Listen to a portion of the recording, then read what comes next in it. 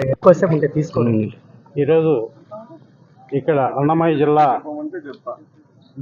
Collector వారికి మన RM Reddy రైతు విభాగం అధ్యక్షుని ఆధ్వర్యంలో రైతుల తరఫున రిప్రజెంటేషన్ ఇవ్వడం జరిగింది.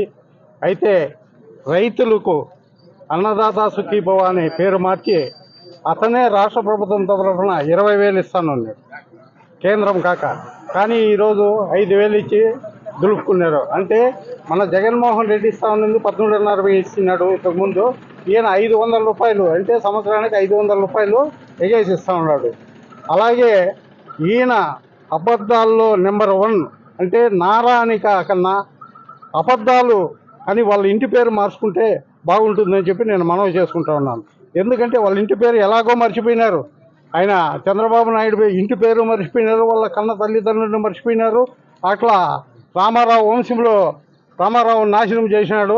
వాళ్ళ పేరు పెట్టుకొని ఈరోజు రాష్ట్ర ఏలుతున్నాడు. కాబట్టి చంద్రబాబు నాయుడు చెప్పేది ఏది కానీ నిజం ఉండదు. కాబట్టి రైతులు అందరూ కూడా ఇప్పుడు మోసపోయినాం.